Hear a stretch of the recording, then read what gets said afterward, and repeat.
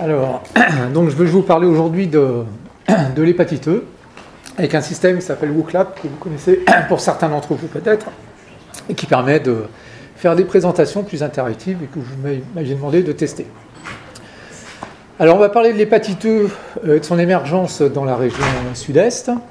Alors le virus de l'hépatite E a été découvert en fait par Balayan, qui était un virologue russe en 1983, et donc dans le cadre d'une épidémie d'hépatite à transmission féco-orale en Afghanistan.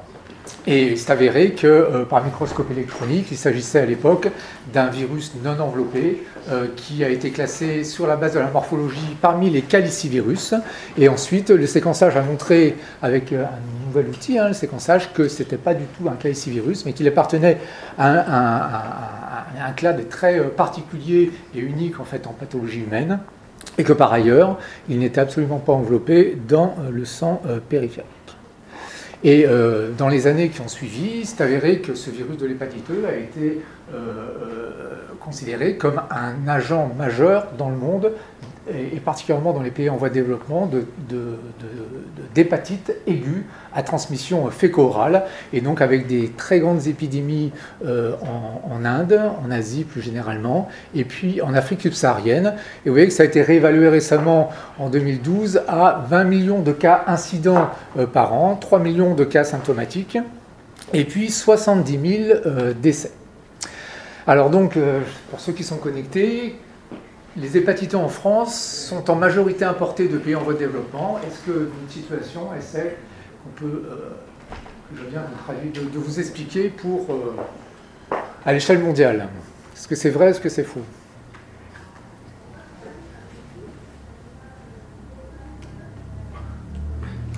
Je sais pas, il faut voter, ouais. Vous avez voté ou pas? Voilà, bon, il n'y a que deux réponses, donc effectivement, c'est faux. Hein. Donc, il s'avère que... Et alors, une deuxième question, subsidiaire, donc les transmissions du virus de l'hépatite E en France sont en majorité féco-orales ou alimentaires. Et donc là, on parle des transmissions autochtones. Bon, il n'y a que deux participants qui ont également juste. Deux participants qui sont des sachants. Qui sont des sachants, en plus. Donc, alors qu'est-ce qui s'est passé en Europe et dans les pays développés, et puis plus particulièrement dans notre région? Eh bien, on voit qu'à partir de 2005-2007, quand on regarde la bibliométrie appréciée par Easy Web of Science, on voit qu'il y a vraiment une cassure, et puis une multiplication par 6 du nombre d'articles.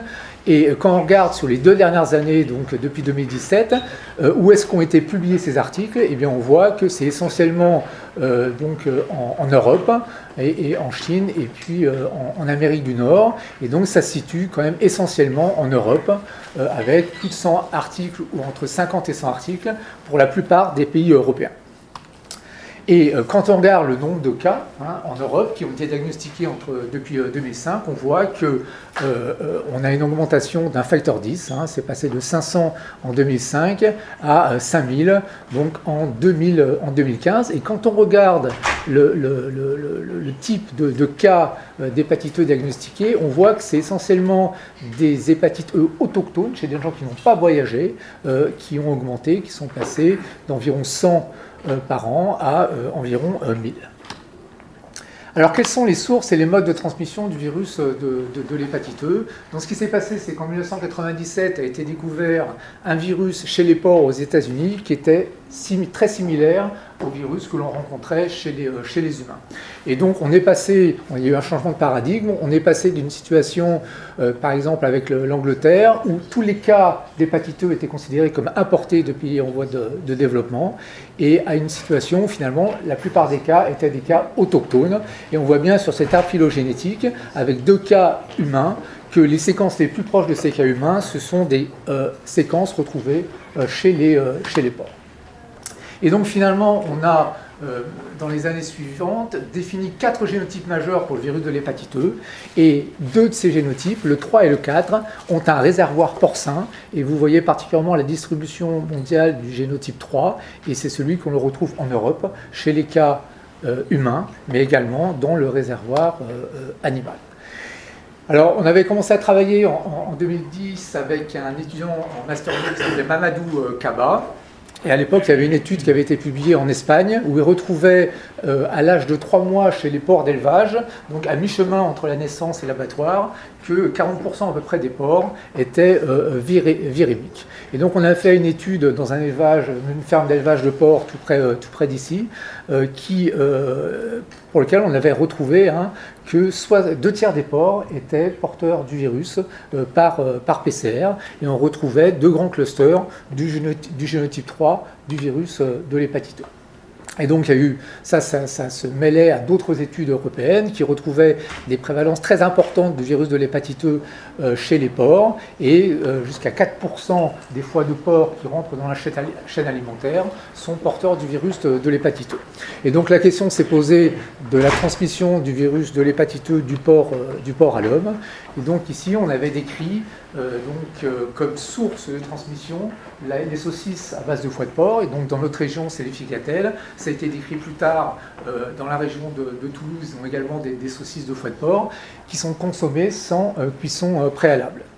Et donc on avait fait un travail avec René Girolami en s'intéressant à la fois à la source, et donc pour ça on avait fait une étude cas contrôle, et donc c'est Didier Raoult qui avait suggéré ces schémas. En fait on avait 3 histoires familiales, et les personnages représentés en noir sont les patients qui avaient des marqueurs d'hépatite E, et quand il y a des fourchettes ça signifie qu'ils avaient mangé donc la saucisse, et donc on voit qu'on avait davantage d'hépatite E en cas de consommation de saucisses au sein de chacun de ces familles. Et après on s'est intéressé aux souches. Là pour nous ça concernait des analyses de séquences, et donc les séquences retrouvées dans des saucisses de foie de porc sont des séquences qui sont marquées ici en noir, et on retrouvait des similarités très importantes avec des cas humains d'hépatite E diagnostiqués dans notre région. Alors il y avait une deuxième source possible d'hépatite E animale également, ça fait partie du réservoir porcin, qui sont les sangliers. On avait fait la première étude en France également de détection du virus de l'hépatite E chez les sangliers. Alors chez les sangliers, c'est possiblement en fait davantage un contact avec le sang qu'une source alimentaire, comme pour le virus de l'hépatite E. Et donc dans ce travail récent de l'équipe toulousaine chez les donneurs de sang, du CNR en pratique, eh bien, on retrouve bien la consommation de viande de porc, particulièrement de saucisses de foie de porc, mais également le fait de consommer du gibier, donc potentiellement d'être chasseur. Et puis on retrouvait notamment en fait que la consommation d'eau en bouteille protégeait, finalement était un facteur en tout cas associé protecteur de l'hépatite E. Et puis, donc je vous cite seulement quelques travaux, également un autre mode de transmission qui a été mis en évidence, on avait décrit le premier cas en France, c'était une transmission transfusionnelle du virus de l'hépatite E, donc c'était chez un enfant qui avait reçu de multiples transfusions suite à une chimiothérapie, et en fait pour lequel on avait pu mettre en évidence une similarité totale, une identité entre les séquences retrouvées chez le receveur, chez ce jeune receveur, et chez un des donneurs de sang. Alors l'incidence, donc comment vous classeriez en France et à Marseille, pas la fin de la question, le virus de l'hépatite E parmi les causes d'hépatite aiguë? Est-ce que vous le classeriez premier, deuxième, troisième, quatrième ou cinquième? L'hépatite A, B, C, delta et E.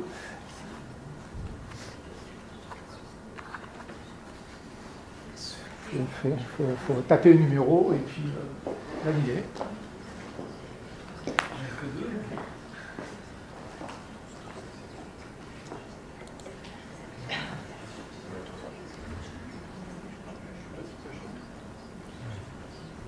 Ça passe pas? Bon. Alors c'est moi qui passe.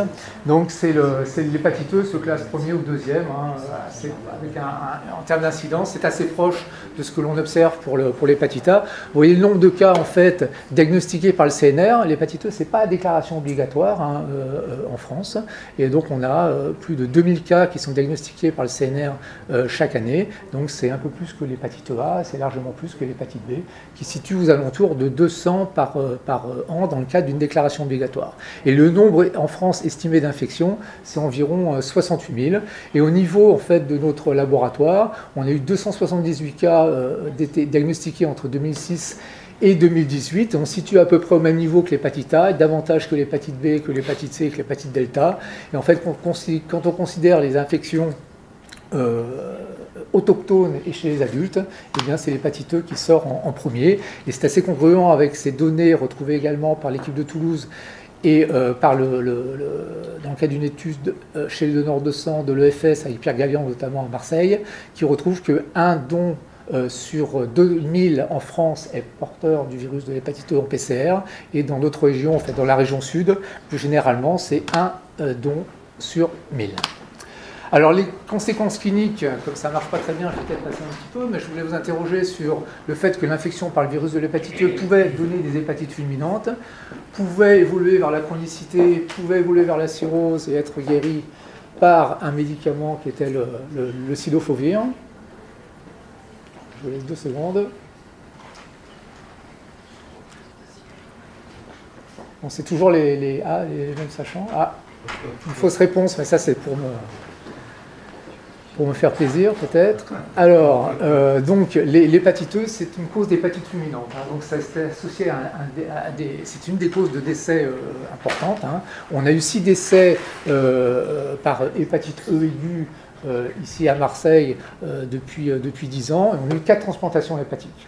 Alors par ailleurs, en fait, les décès surviennent souvent chez des gens qui ont des hépatopathies sous-jacentes, hein, donc des fois déjà au stade de cirrhose, notamment pour des cirrhoses alcooliques, mais également d'autres atteintes hépatiques, notamment dans le cas d'un lymphome, et puis d'hépatite auto-immune.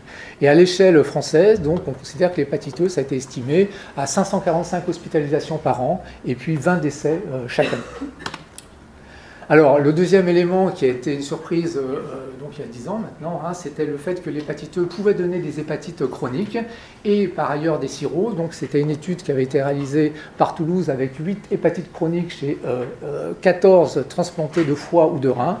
Et en fait, au même moment, dans le même journal, on avait publié un cas également d'hépatite E chronique chez un transplanté rénal de la cohorte de Valérie Moelle, et avec de plus une cirrhose qui était apparue très rapidement après l'infection. Et donc quand on avait repris la cohorte des transplantés rénaux de la conception, donc sur environ 5 ans, vous voyez, l'incidence de l'hépatite E, c'était 1,2%, 16 cas, donc tous autochtones, correspondant à des génotypes 3, et donc on avait eu 80% d'évolution chez ces patients sévèrement immunodéprimés vers l'infection chronique, et une cirrhose, celle que je vous ai décrite précédemment.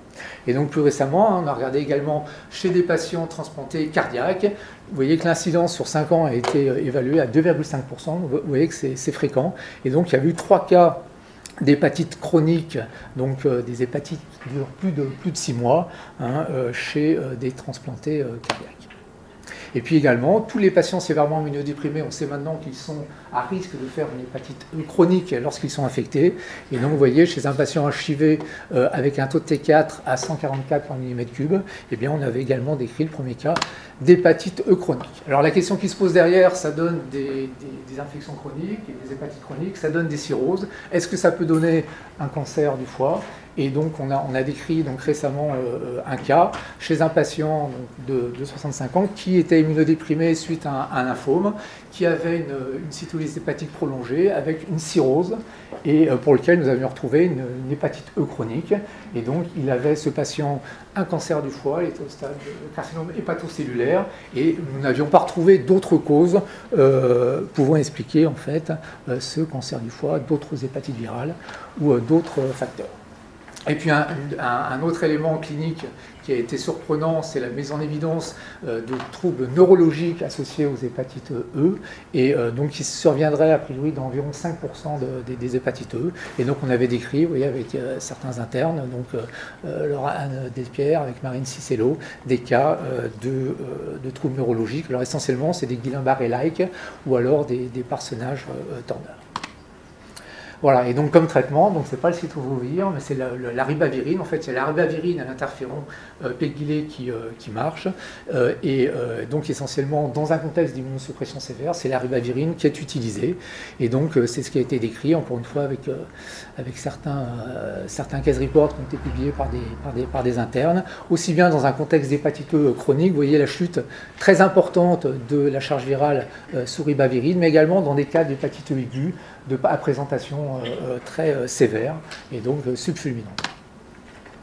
Alors finalement, donc, l'émergence de l'hépatite E dans la région sud-est, alors il y a généralement, c'est ce que j'ai appris moi ici, il y a 3 causes possibles en fait au phénomène émergent. La première chose, c'est la mise en place d'une nouvelle technologie, d'un nouvel outil. Et donc clairement, ce qui a été mis en place en fait à partir de 2005, au moment où on a commencé à diagnostiquer des cas d'hépatite E autochtones et à voir ce changement de paradigme, eh bien c'était la mise en place de la PCR. Et vous voyez que sur l'accord de transplantés rénaux, eh bien si on prend 13 cas, il y en a 3 qui sont uniquement positifs en PCR, ni les IgG ni les IgM sont positifs. Et par ailleurs, il y a une amélioration des tests sérologiques. Et vous voyez que pour la détection des IgG, on est passé d'un kit qui détectait sur la même population de transplantés rénaux 15% d'IgG positives à un autre kit qui détectait 35%. Donc la deuxième cause possible pouvant expliquer une émergence, c'est une augmentation des nombres de prescriptions par les cliniciens, et donc une augmentation des tests. Et donc là, on voit très bien l'augmentation par 50 du nombre de tests d'IgM hépatite E réalisés entre 2005 et 2017. Et ça, c'est probablement, en tout cas, lié à le fait qu'on a mis en évidence que l'hépatite E pouvait donner des hépatites mortelles, pouvait donner des hépatites chroniques et des cirrhoses. Et vous voyez que le nombre de tests de PCR a augmenté de façon considérable, et donc c'est sûr que plus on cherche, plus on a de chances de trouver. Et le troisième élément, c'est une vraie émergence des nouveaux virus qui peuvent être détectés, et c'est ce qu'on a pu détecter à 2 reprises, donc un nouveau génotype décrit en France, d'abord chez les porcs, également avec une interne poly de Saint-Jacques. Donc dans le même élevage de porcs, on est retourné 5 ans plus tard, il y avait toujours 2 tiers des porcs qui étaient infectés par le virus de l'hépatite E, et on avait un nouveau génotype 3A, et ce génotype 3A, on l'a retrouvé par ailleurs dans un cas humain, à peu près à la même période. Et puis un autre génotype qui avait émergé au début des années 2000 en Chine, qui était le génotype 4, qu'on retrouve également chez les porcs, mais qui n'était pas décrit en France. Et donc on avait décrit les premiers cas d'infection par le virus de l'hépatite E de génotype 4. Alors vous voyez en fait le système de détection dont on va vous reparler tous les jours, qui permet en fait de mettre en évidence des événements anormaux. On avait mis en évidence en rouge une augmentation du nombre d'IgM positives à virus de l'hépatite E, donc sur plusieurs semaines d'affilée, également une augmentation du nombre de PCR positives. Et parmi les cas que l'on avait investigués, il y avait ces 2 nouveaux génotypes qui pouvaient augmenter le nombre des diagnostics. Voilà, donc en conclusion, on a clairement vécu un changement de paradigme sur les 10-15 dernières années concernant l'hépatite E dans les pays développés, en Europe et puis dans notre région. C'est une infection hyperendémique avec des cas quasiment uniquement autochtones qui sont liés au réservoir porcin. Alors c'est considéré, donc vu de l'extérieur, donc ça avait fait un petit article dans Science comme un problème en fait important, l'hépatite E au niveau européen. Mais ça reste extrêmement négligé, particulièrement en France, malgré que ce soit finalement la première cause d'hépatite aiguë. Et donc ce qu'il convient de faire, c'est tester l'hépatite E comme on teste les autres virus d'hépatite systématiquement, d'essayer de mettre en place des mesures pour prévenir en fait la transmission alimentaire, particulièrement bien sûr chez les patients sévèrement immunodéprimés, et puis bien sûr d'essayer de réduire la transmission transfusionnelle. Tous les dons de sang ne sont pas testés actuellement pour l'hépatite E, de vraiment être attentif au système de veille pour le diagnostic, et puis d'essayer de continuer à investiguer le lien, l'association entre l'hépatite E et la cirrhose, d'une part, mais également le cancer du foie, et puis d'autres causes additionnelles d'hépatite E, puisque certes la transmission alimentaire est évidente, mais en fait elle ne permet de documenter que 50% à peu près des cas d'hépatite E actuellement. Voilà, je vous remercie.